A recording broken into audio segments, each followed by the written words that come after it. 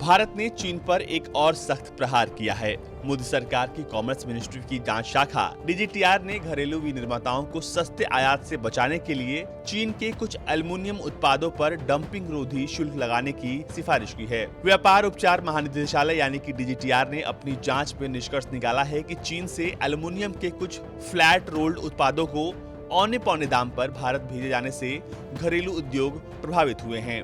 DGTR ने एक अधिसूचना में कहा है कि घरेलू उद्योग को हुई वास्तविक क्षति बड़े पैमाने पर सस्ते आयात की वजह से हुई है। इसमें कहा गया है, इसलिए प्राधिकरण चीन में उत्पन्न या निर्यात किए गए संबंध वस्तुओं के सभी आयातों पर निश्चित तौर पर डंपिंग रोधी शुल्क लगाने की सिफारिश करना आवश्यक समझता है। डीजीटीआर ने आयात पर $65 प्रति टन और $449 प्रति टन डंपिंग रोधी शुल्क लगाने की सिफारिश की है। आपको बता दें कि वित्त मंत्रालय शुल्क लगाने का अंतिम निर्णय लेता है। अंतर्राष्ट्रीय व्यापार में किसी भी माल की डंपिंग तब मानी जाती है जब कोई देश अथवा उसकी कंपनी किसी वस्तु का निर्यात दूसरे देशों को उस वस्तु की घरेलू बाजार कीमत से कम दाम पर करती है। ऐसे आयातित माल का आयात करने वाले देश के बाजार पर बुरा असर पड़ता है। उस देश की विनिर्माता कंपनियों के मार्जिन और मुनाफे पर दबाव बढ़ता है।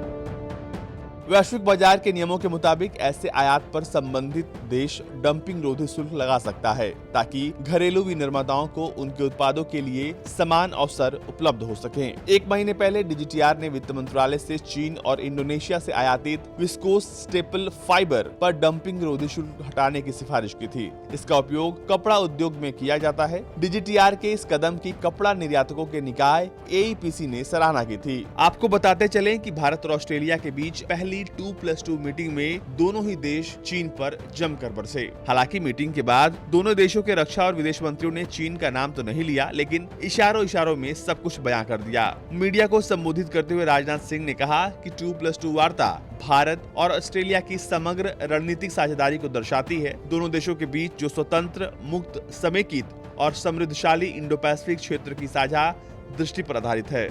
दो लोकतंत्रों के रूप में पूरे क्षेत्र की शांति और समृद्धि में हमारे समान हित हैं। ऑस्ट्रेलिया के रक्षा मंत्री पीटर ड्यूटन ने भी कहा कि दोनों देश बिना रोक टोक के व्यापार, अंतर्राष्ट्रीय नियमों एवं कवायदों पर कायम रहना और सतत आर्थिक विकास सुनिश्चित करने की बेहद आवश्यकता है।